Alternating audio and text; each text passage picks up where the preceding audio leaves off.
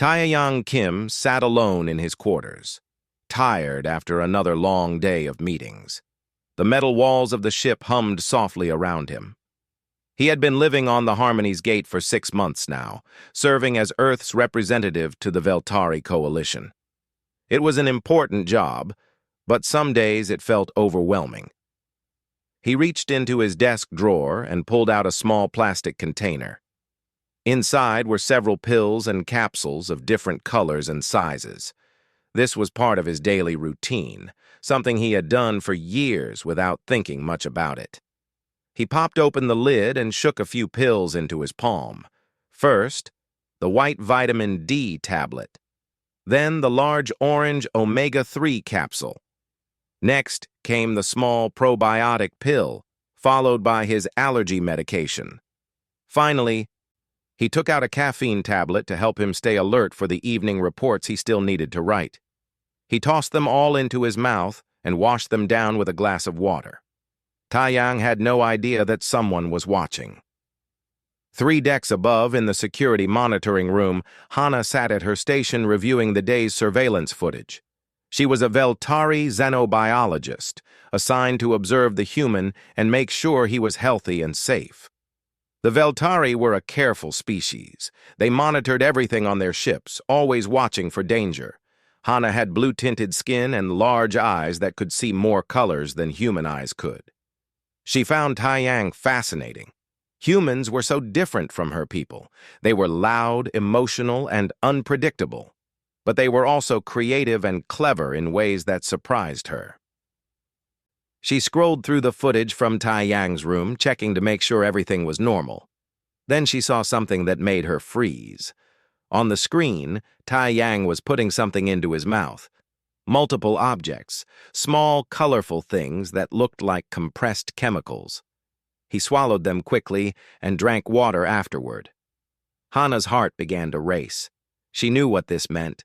She had studied many alien species, and this behavior only meant one thing: poison. Either someone was trying to kill him, or he was trying to harm himself. Neither option was good. Hana's hands shook as she saved the footage and sent an emergency alert to the other senior staff. Within minutes, 2 more Veltari women arrived at the monitoring room. Yura, the military observer, came first. She was tall and muscular, with scars on her arms from past battles. Behind her came Minji, the cultural specialist.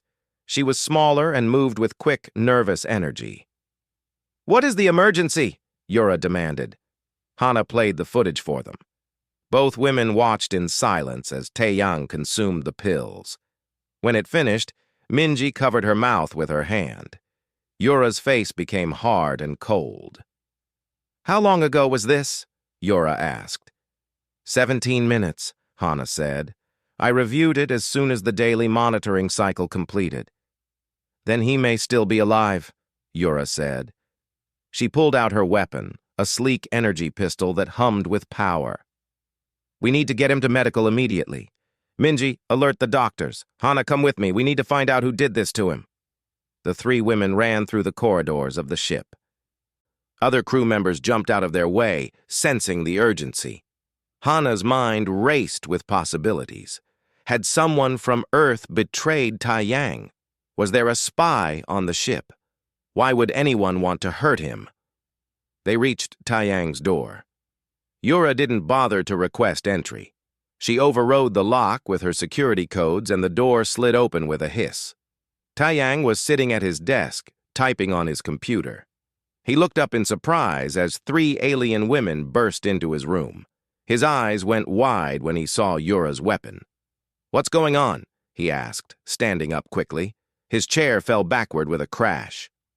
"Step away from any other toxins," Yura ordered, keeping her weapon pointed at the floor but ready to raise it. "Who gave you the poison? How long ago did you ingest it?" Taeyang's face showed complete confusion. "Poison? What are you talking about?" Hana stepped forward, her voice gentler than Yura's. "We saw you, Taeyang, on the surveillance footage. You consumed multiple chemical compounds. We need to know who is trying to kill you so we can stop them and get you medical treatment." For a moment, Taeyang just stared at them. Then understanding crossed his face, followed by something that looked like embarrassment. "Oh, you mean my vitamins and medication?" "Your what?" Minji asked. "My supplements," Taeyang said slowly. He pointed to the plastic container on his desk. "These, I take them every day. They're not poison. They're good for me." Yura moved quickly to the desk and picked up the container. She examined the pills inside, her expression growing more concerned. "These are synthetic compounds, processed chemicals. You expect us to believe you consume these voluntarily?" "Yes," Taeyang said. "Millions of humans do. It's completely normal." Hana pulled out her medical scanner and pointed it at Taeyang. The device beeped and hummed as it analyzed his body. What she saw on the readout made her blood run cold. His body is full of foreign compounds, concentrated vitamins, synthetic molecules, trace amounts of metals that shouldn't be there. His cellular structure shows signs of constant chemical intervention. "Because I take supplements," Taeyang said, his voice rising with frustration. "This is normal for humans. We've been doing this for decades. There's nothing wrong with me." Yura shook her head. "No healthy species requires daily consumption of synthetic compounds to survive. Either you are very sick, or someone has made you dependent on these chemicals. Either way, you need immediate medical attention." "I don't need medical attention," Taeyang protested. "I'm fine. These are just vitamins." Minji was already on her communication device, speaking rapidly in the Veltari language. Hana could hear her requesting emergency medical teams and asking for Taeyang's records from Earth to be pulled up immediately. Taeyang ran his hand through his hair, looking stressed. "This is a misunderstanding, a huge misunderstanding. Please just let me explain." "You can explain to the doctors," Yura said firmly. "Until we understand what is happening to you, you are being placed under medical observation." "I don't need observation," Taeyang said. "I need you to listen to me." But the three women weren't listening anymore. They were too busy discussing symptoms, treatment options, and possible antidotes. Hana kept scanning him, documenting every chemical compound in his system. Yura was checking the room for hidden toxins or delivery systems. Minji was pulling up files on human biology, trying to find some explanation for this bizarre behavior. Taeyang sat down on his bed, defeated. He realized that explaining this was going to be much harder than he thought. How could he make them understand that something they saw as poisoning was actually just a normal part of human life? How could he explain that humans were different from other species in ways that even he didn't fully understand? The medical team arrived within minutes, bringing equipment and stretchers. They surrounded Taeyang, scanning him and asking questions he couldn't answer. Through it all, Hana, Yura, and Minji watched with concern and confusion. Something was very wrong here, and none of them knew yet just how much this discovery would change everything they thought they knew about humans. The medical bay was bright and cold. Taeyang sat on an examination table while three Veltari doctors moved around him with their scanning equipment. Hana, Yura, and Minji stood near the wall, watching everything carefully. Taeyang had tried to refuse the medical examination, but Yura had made it clear that wasn't an option. "I'm telling you, I'm completely fine," Taeyang said for what felt like the 100th time. "This is all a big misunderstanding." The lead doctor, an older Veltari named Kira, shook her head as she read the results from her scanner. "Your blood contains abnormal levels of ascorbic acid, cholecalciferol, and dozens of other compounds. Your digestive system houses billions of foreign bacterial organisms. Your cells show markers of regular chemical supplementation. This is not fine." "Those are vitamins," Taeyang said, "and probiotics. Humans need them." Kira exchanged glances with the other doctors. "No known species needs daily chemical intervention to maintain basic health. If you require these substances to survive, then your condition is critical." Taeyang took a deep breath, trying to stay calm. Can I please just explain? If you'll listen for 5 minutes, I can make this all make sense. Hana stepped forward. We're listening, Taeyang. Please help us understand. Taeyang pointed to the container of pills that Yura had brought from his room. Okay. See the white tablet? That's vitamin D. Humans evolved on Earth under our sun. Our skin produces vitamin D when sunlight hits it, but I'm on a spaceship now. The artificial lights here don't trigger that same production, so I need to take a supplement or my bones will get weak. The doctors looked at each other with concern. Kira made notes on her datapad. Your species cannot survive without exposure to a specific wavelength of radiation from your home star? Well, we can survive, Taeyang said, but not optimally, not healthily, not long-term. That is a critical biological weakness, Yura said from her position by the wall. Most species can thrive under any standard light source. Your dependence on specific stellar radiation is a severe vulnerability. Taeyang felt frustration building in his chest. It's not a weakness. It's just how we evolved. We adapt. That's why I take the supplement. He picked up another pill from the container. This orange one is omega-3. It's a fatty acid. Humans used to get it from eating fish and certain plants, but modern human food processing removes a lot of these nutrients. So many humans have deficiencies. The supplement fixes that. Minji was typing rapidly on her tablet, pulling up information. Your species cannot properly feed itself? Your food production systems are inadequate? No, our food is fine, Taeyang said, though he wasn't sure that was entirely true.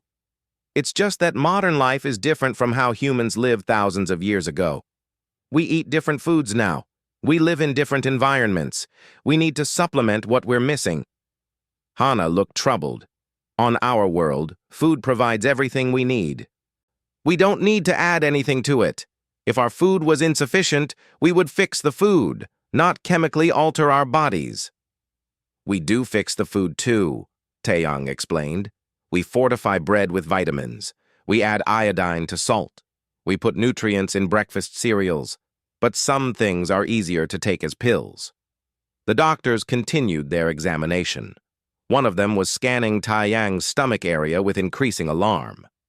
There are living organisms in his digestive tract, trillions of them, multiple species.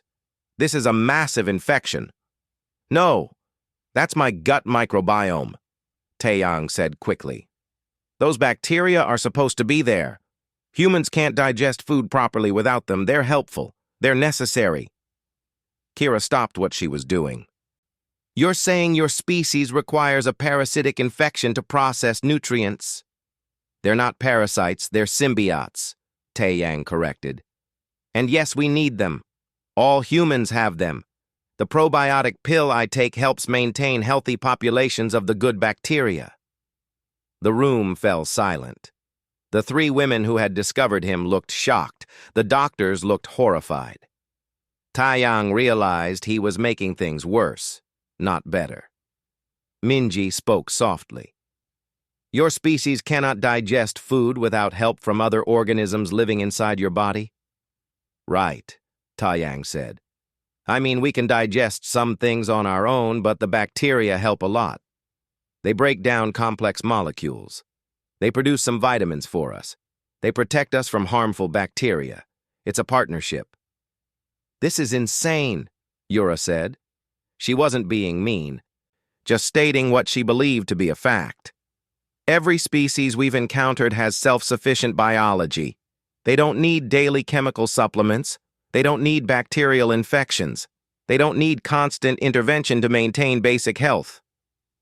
Taeyang felt defensive. Well, humans are different. We're adaptation specialists.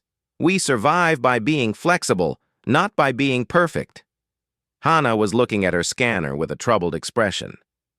Taeyang, I'm also seeing compounds in your blood that look like immune suppressants. Why is your immune system being suppressed? That's my allergy medication, Taeyang explained. I'm allergic to certain proteins, Pollen, dust, things like that. My immune system overreacts to them and makes me sick. The medication stops that response. The doctors looked at each other again. Kira spoke carefully. Your immune system attacks your own body in response to harmless substances? Well, yes, for some humans. It's pretty common, actually.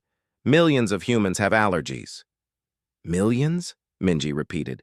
Millions of your species have malfunctioning immune systems? I wouldn't say malfunctioning, Taeyang said weakly. Just overly sensitive. Yura crossed her arms. What about the stimulant we detected? The caffeine compound? Taeyang sighed. That's just to help me stay alert. Humans use caffeine all the time. It's in coffee, tea, energy drinks. It helps us focus and work longer hours. Your species requires chemical stimulation to maintain normal cognitive function, Kira asked. No, we don't require it, Taeyang said. We just use it to enhance performance. It's optional.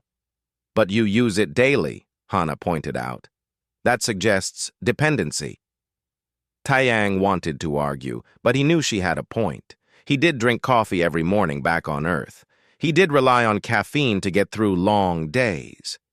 Maybe it was a dependency, but it was such a normal human thing that he'd never questioned it before. Minji was scrolling through data on her tablet. I'm looking at Earth's medical records, the data you've shared with us about human health. According to this, significant portions of your population take daily medications for heart conditions, for mental health, for chronic pain, for blood pressure, for thyroid function, for... She looked up, her eyes wide. The list goes on and on. Yes, Taeyang admitted. A lot of humans take medication. Modern medicine has given us the ability to manage conditions that would have killed us in the past. It's a good thing. Or it's evidence that your species is fundamentally unhealthy, Yura said. No other spacefaring civilization requires this level of medical intervention for their general population. Taeyang stood up from the examination table, feeling frustrated and defensive. Just because we're different doesn't mean we're weak or sick. Humans have thrived on Earth for hundreds of thousands of years. We've built civilizations. We've reached space. We've joined the galactic community. We did all of that while being exactly the way we are. Hana stepped closer to him. Her voice was gentle, but her words cut deep. Taeyang, I'm not trying to insult you or your species. I'm trying to understand. From our perspective, what you're describing sounds like a species in constant medical crisis. You need chemical supplements to compensate for environmental changes. You need medication to control your own immune systems. You need bacterial infections to digest food. You need stimulants to function cognitively. This is unprecedented. Maybe we're just more honest about our needs, Taeyang said quietly. Maybe other species have problems too, but they don't talk about them. Kira saved her data and closed her scanner. I'm going to need to report this to the Veltari Medical Council. They need to know that humans require extensive chemical intervention to maintain health. This has implications for future missions, for medical preparedness, for understanding human capabilities in various environments. I'm not sick, Taeyang insisted one more time. This is normal. This is human. But looking at the concerned faces around him, he realized that what was normal for humans was completely alien to everyone else. And that gap in understanding was bigger than he had ever imagined. 2 days after the incident, Taeyang found himself in a conference room with Hana, Yura, and Minji. The medical team had finally agreed that he wasn't dying, but the 3 women had questions. Lots of questions.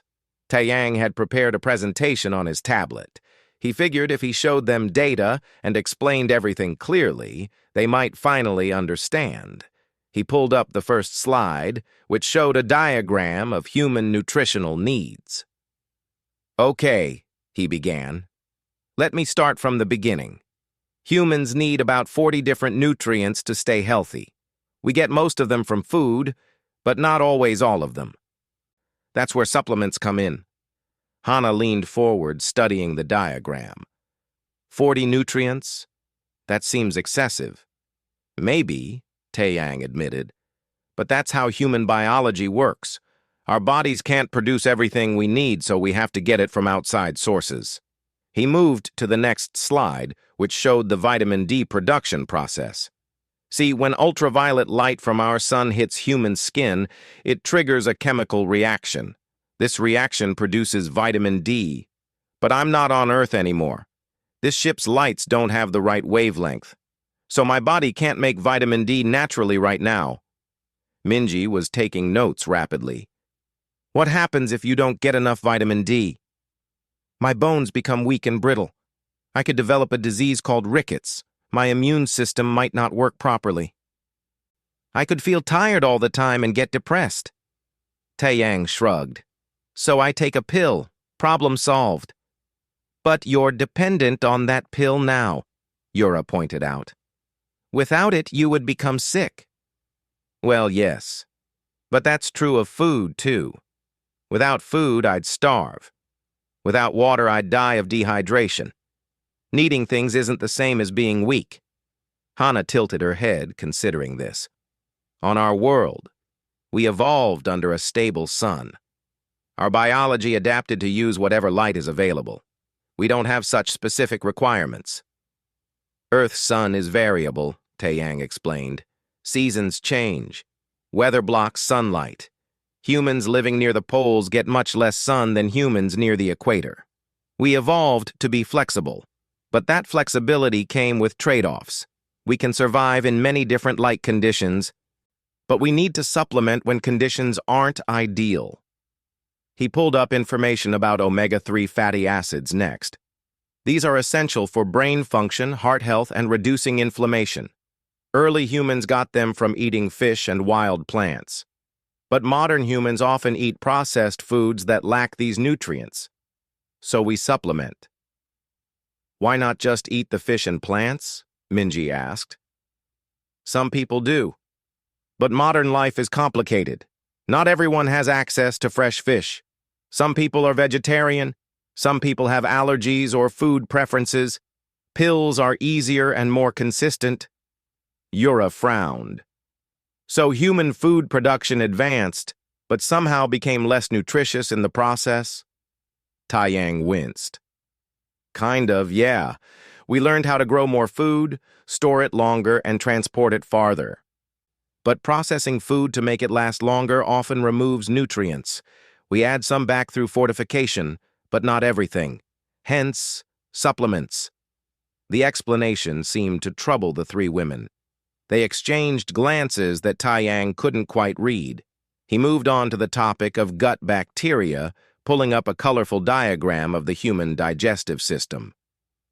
Now, about the bacteria in my stomach and intestines. Humans are born with almost none of these bacteria. We acquire them from our mothers, from our food, from our environment. Over time, we develop a complex ecosystem of microorganisms that help us digest food. This still sounds like an infection, Yura said. It's symbiosis, Taeyang corrected. The bacteria get a warm, food-rich environment to live in. We get help breaking down complex fibers and producing certain vitamins. Everyone benefits. Hana was reading something on her tablet. I've been researching human biology since our conversation 2 days ago. I found something disturbing. Humans can lose these beneficial bacteria if they take certain medications or get sick.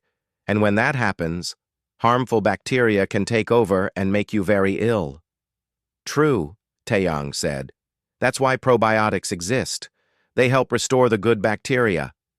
But this means your digestive health is constantly in flux, Hana said. It's unstable. One wrong meal, one course of medicine, and your entire system can fall apart. It's not that fragile, Taeyang protested, though he knew she had a point. He'd had digestive problems before after taking antibiotics. The system usually balances itself out. Probiotics just help the process along. Minji spoke up. What about your immune system attacking harmless substances? The allergies? Taeyang sighed. This was the hardest part to explain.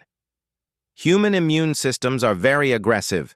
They evolved to fight off thousands of different pathogens. Bacteria, viruses, parasites, fungi.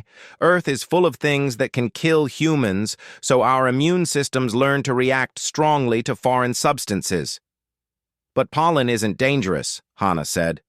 No, it's not. But to some immune systems, it looks similar to dangerous parasites. The immune system can't tell the difference, so it attacks. That causes inflammation, sneezing, itching, breathing problems. Allergy medication tells the immune system to calm down. Yura was shaking her head. Your own defense systems attack you by mistake. That's a critical design flaw. Or it's the price we pay for having strong defenses, Taeyang countered. Humans can fight off infections that would kill other species. Our immune systems are powerful. Sometimes they're too powerful. But I'd rather have an overactive immune system than a weak one. The women were quiet for a moment, processing this information. Finally, Hannah spoke. Taeyang, I think I'm beginning to understand something. You keep calling these things adaptations or trade-offs, but from our perspective, they look like problems. Your species requires specific light wavelengths, yet can survive without them if you take pills. You need certain nutrients, but your food doesn't always provide them.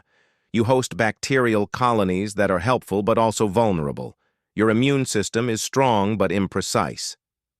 Everything about human biology seems incomplete. Taeyang felt a strange mix of emotions. He wanted to defend humanity, to prove that they weren't broken or inferior. But Hannah wasn't wrong. Humans did have a lot of biological quirks and requirements. Maybe we are incomplete, he said slowly, but we've turned that into our strength. We don't wait for evolution to fix our problems. We create solutions. We invented vitamin supplements. We developed probiotics. We made allergy medication. We use technology and knowledge to compensate for our biological limitations. Minji looked up from her notes. But doesn't that make you dependent on technology? What happens if you lose access to these supplements and medications? Then we struggle, Taeyang admitted. But humans are good at struggling. We've survived ice ages, plagues, famines, and wars. We're not optimized for any one environment. We're generalized. We can live almost anywhere, eat almost anything, and adapt to almost any situation. We just need a little help sometimes. Yura stood and walked to the window, looking out at the stars. I've been thinking about the other human crew members we've encountered. Many of them wear corrective lenses because their eyes don't focus properly. Some use hearing aids because their ears don't work well. Others take medication for chronic conditions. At the time, I thought these were individual problems. Now I realize this is normal for humans. It is. Taeyang confirmed. Humans have a saying. Everyone's fighting a battle you know nothing about. We all have our challenges, our weaknesses, but we support each other. We create tools and medicines to help each other. That's part of what makes us human. Hannah turned to look at him directly. Other species would see this as evidence that humans are unfit for space travel, that you're too fragile, too dependent on specific conditions. And yet here I am, Taeyang said, living on an alien ship, breathing recycled air, eating unfamiliar food, working under artificial lights. I'm not just surviving, I'm thriving. Because humans are good at making things work, even when conditions aren't perfect. The room fell silent again. Taeyang could see the three women thinking, processing, trying to fit this new understanding of humanity into their worldview. Finally, Minji spoke quietly. This changes everything we thought we knew about what makes a species strong enough for space exploration. Taeyang smiled slightly. Maybe strength isn't about being perfect. Maybe it's about being good at solving problems. The three women looked at each other. Something had shifted in how they saw him, how they saw humans. The question was whether that shift would lead to respect or concern. Minji spent the next week buried in research.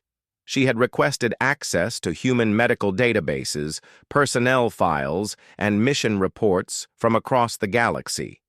The Veltari Council wanted a full report on human biological capabilities and limitations. What she discovered both fascinated and worried her. She called Hana and Yura to her office to share her findings. "I've been analyzing data from 300 human crew members serving on various ships and stations," Minji began, pulling up charts on the large display screen.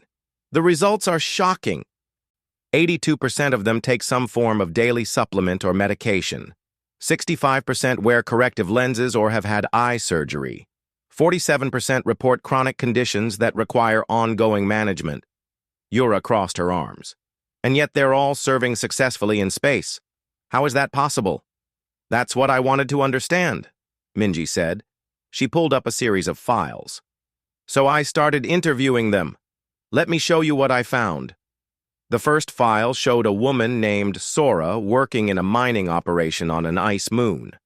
Sora has asthma, a condition where her airways narrow and make breathing difficult.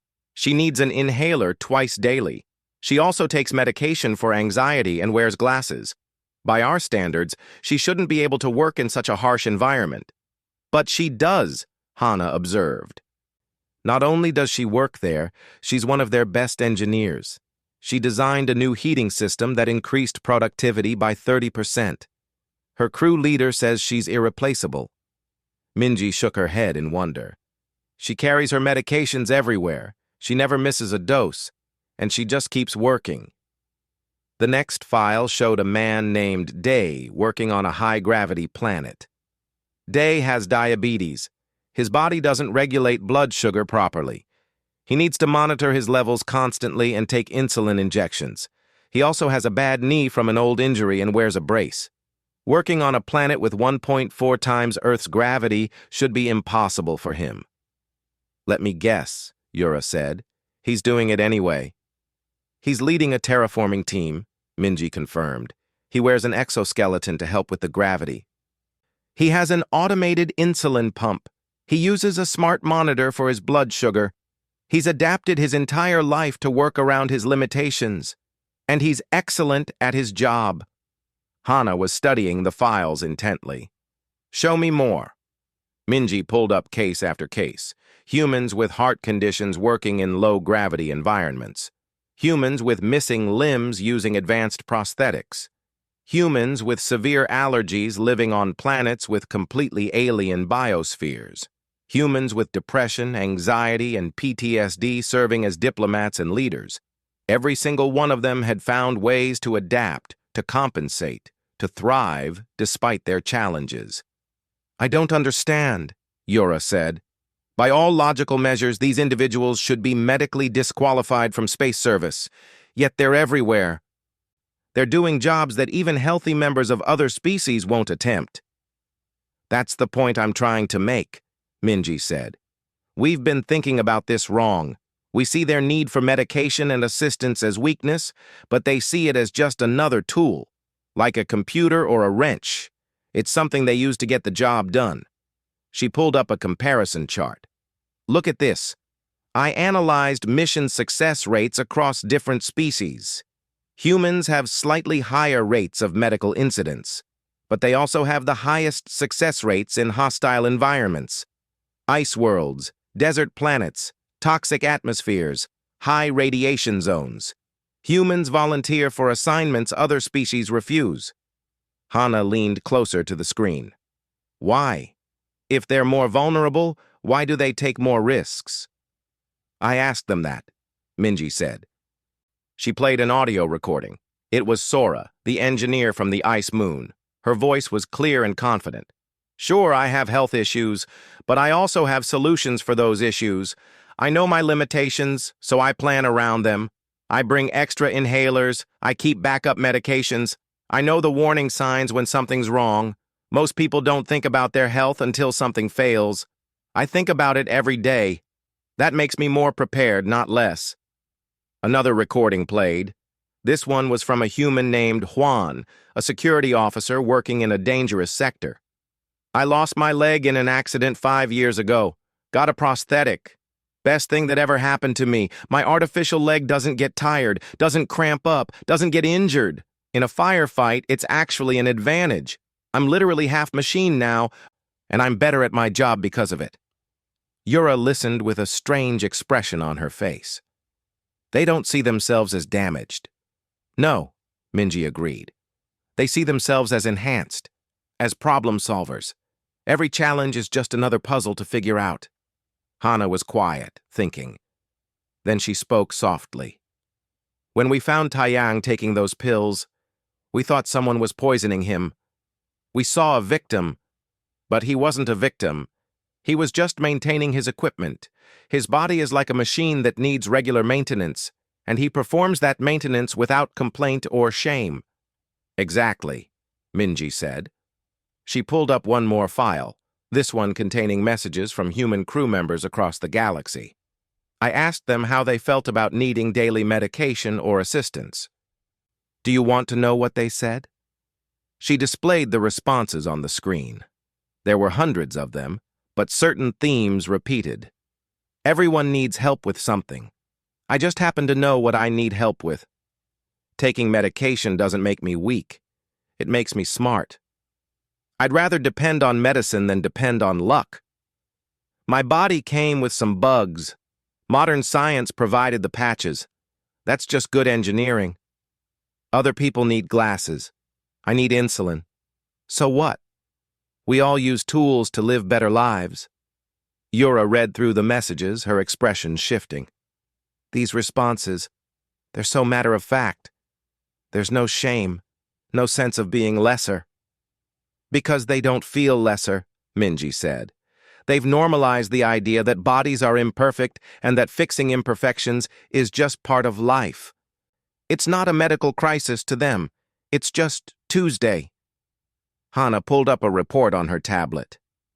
I've been researching human history. Did you know that humans have been using assistive technology for thousands of years? Crutches, canes, wheelchairs, glasses. They've always had members of their society who needed help, and they've always created tools to provide that help. It's built into their culture. Other species hide their imperfections, Yura said slowly. We see them as shameful, as evidence of genetic weakness. We don't talk about them openly. Humans talk about them constantly, Minji said.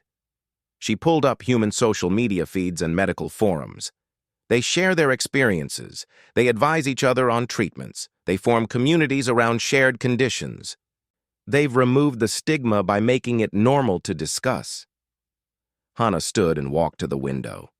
Outside, stars streaked past as the ship traveled through space. I'm beginning to understand something important. We thought humans were fragile because they need help. But needing help and asking for help are signs of wisdom, not weakness. They recognize their limitations and address them directly. Most species hide their problems until they become catastrophic. Yura joined her at the window. I interviewed a human security team yesterday. Every single member had some kind of issue. Bad eyesight, old injuries, chronic pain. But they were the most effective team I've ever worked with. They communicated constantly. They covered each other's weaknesses. They planned for every contingency because they knew they couldn't rely on being perfect. That's the revelation, Minji said, standing as well. Human strength doesn't come from perfect biology. It comes from perfect honesty. They know they're flawed. They admit it. They fix what they can and work around what they can't. And somehow that makes them better suited for space than species who pretend to be invulnerable. The three women stood together, looking out at the galaxy. Somewhere out there, humans were working on ice moons and desert planets. They were exploring dangerous sectors and establishing new colonies. They were taking their medications, wearing their glasses, using their prosthetics, and getting the job done anyway. We need to include this in our report to the Council, Hana said. But I'm not sure they'll believe it. The idea that weakness can be strength goes against everything we've been taught about biology and evolution.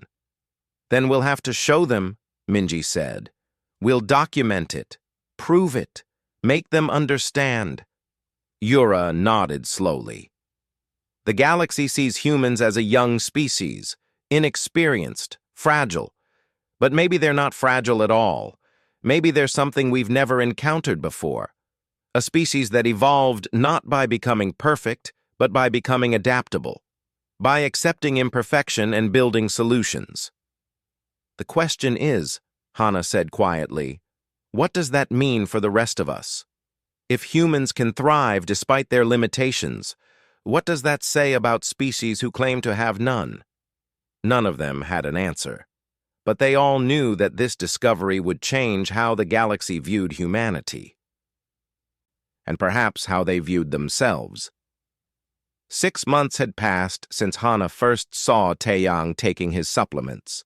The report that Minji, Hannah, and Yura submitted to the Veltari Council had been shared with other species across the galaxy. The response was unlike anything anyone had expected.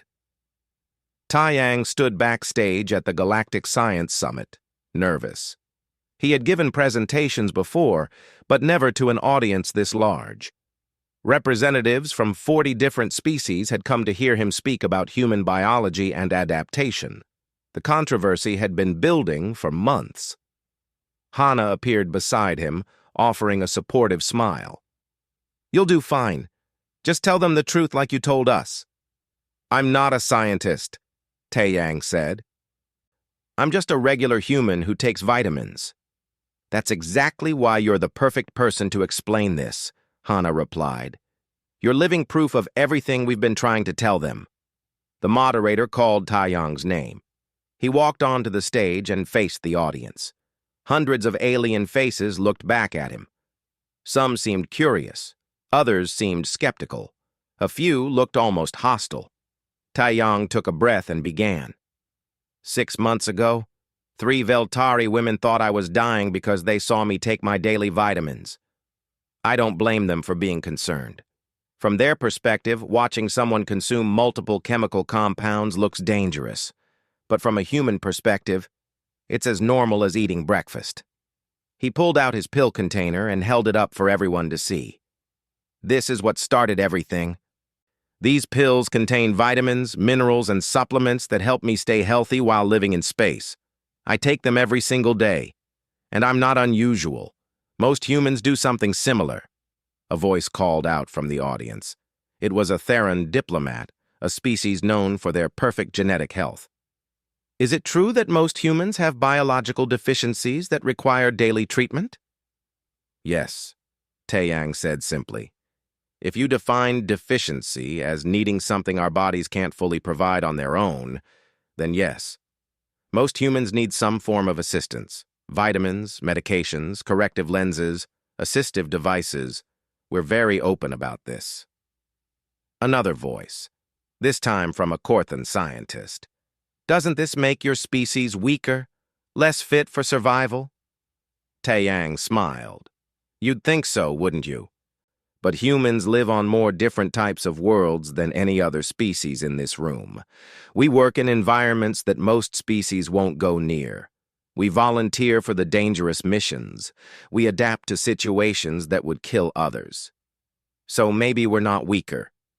Maybe we're just different." He activated the display screen behind him, showing images of humans working across the galaxy. "This is Sora.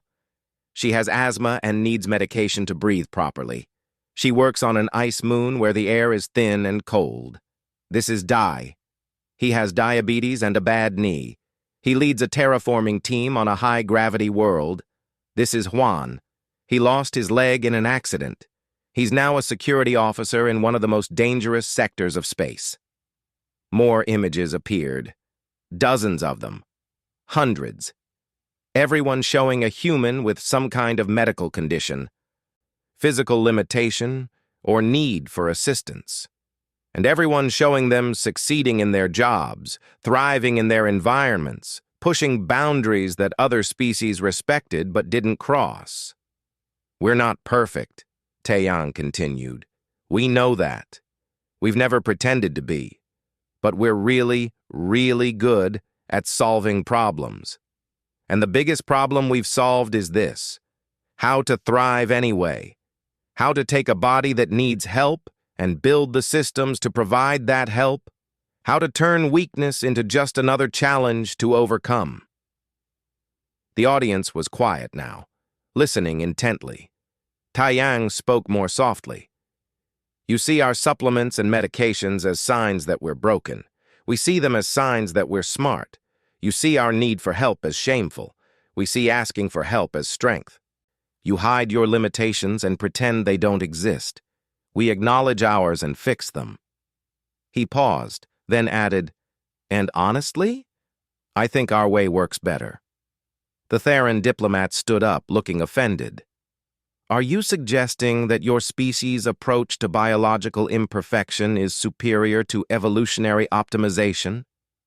I'm suggesting, Taiyang said carefully, that there's more than one way to be strong. Evolution made you perfect for your home world. But humans? Evolution made us flexible, adaptable. It gave us brains good at solving problems instead of bodies that don't have problems. Both approaches work. They're just different. Minji spoke up from the audience, where she sat with other researchers. I've spent 6 months studying human adaptation strategies. I've compared them to 40 other species. What I found is that humans have a unique relationship with imperfection. They don't fight against it. They work with it. They've built entire industries around solving biological problems, medicine, assistive technology, nutrition science. They've turned their weaknesses into opportunities for innovation. A Veltari counselor stood. But this creates dependency. If humans lose access to their medications and supplements, they become vulnerable. That's true, Taiyang admitted. But the same is true for any technology. If you lose your ships, you can't travel through space. If you lose your food production, you starve. All civilization requires maintaining systems. Human bodies are just one more system that needs maintenance. Yura stood next, drawing surprised looks. She was known for her military background and strict views on capability. I want to share something personal, she said. 2 months ago, I injured my shoulder during a training exercise. The pain was intense. I couldn't perform my duties. A human doctor suggested I try physical therapy and pain medication. I refused at first. In my culture, needing medicine means you're weak. She paused. But the pain didn't stop. Finally, I accepted the treatment. Within 2 weeks, I was back to full function. The human doctor told me something I'll never forget. She said, pain doesn't make you strong. Addressing pain makes you smart. She was right. I was letting pride keep me from being effective. The room buzzed with quiet conversation. Yura's admission was shocking to many. Hana stood next. I've come to believe that humans represent a new model of biological success. Not optimization, but adaptation. Not perfection, but problem-solving. They've shown us that you don't need perfect biology to thrive in space. You just need the wisdom to know what you need and the courage to ask for it.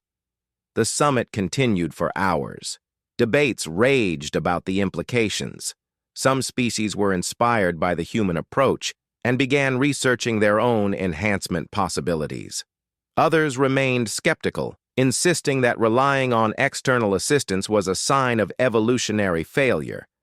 But the conversation had changed. Humans were no longer seen as just a young, inexperienced species. They were seen as something new, something different, a species that had taken a completely different path to the stars. 3 months later, Taiyang prepared for a new assignment. He was joining a deep space exploration mission, traveling to uncharted sectors where few species dared to go. The crew would be mixed, humans and aliens working together. Hana came to see him off. She had requested a transfer to the same mission, wanting to continue studying human adaptation strategies. Are you ready? She asked. Taiyang patted his bag, where his medications and supplements were carefully packed. Always. As long as I have what I need, I can go anywhere. Hana smiled. That's what I've learned from you. It's not about being perfect. It's about being prepared. They walked together toward the ship. Yura was already aboard, having joined as security chief. She had started openly using pain medication for her shoulder and had encouraged other crew members to address their own hidden health issues. The ship's medical bay was now stocked with treatments for conditions that Veltari had previously ignored or hidden. Minji had returned to the Veltari homeworld to teach. She was developing new training programs that incorporated human approaches to problem-solving and adaptation. Her classes were popular, especially among young Veltari who were tired of pretending to be perfect. As the ship prepared for departure, Taeyang stood at a viewport looking out at the stars. He pulled out his pill container and went through his daily routine. Vitamin D, omega-3, probiotic, allergy medication, caffeine tablet. The same pills that had caused so much confusion 6 months ago. But now, when crew members walked past and saw him taking his supplements, they didn't panic. Some nodded in understanding. A few even asked about his routine, curious about how humans managed their health.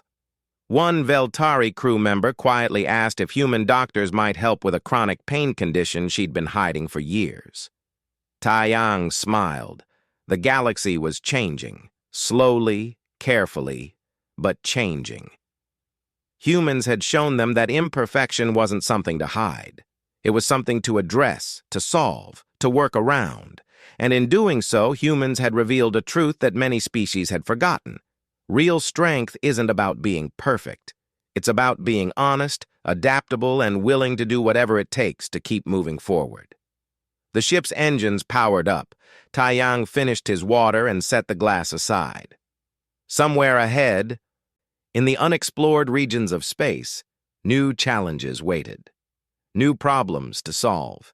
New environments to adapt to. And Taeyang, like every human before him, was ready to face them. Not because he was perfect, but because he knew exactly what he needed to succeed, and he wasn't afraid to use it. The ship jumped to hyperspace, carrying its crew toward the unknown.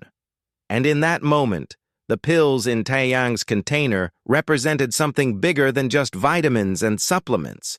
They represented humanity's greatest strength, the wisdom to know their limits, the courage to admit them, and the determination to overcome them anyway.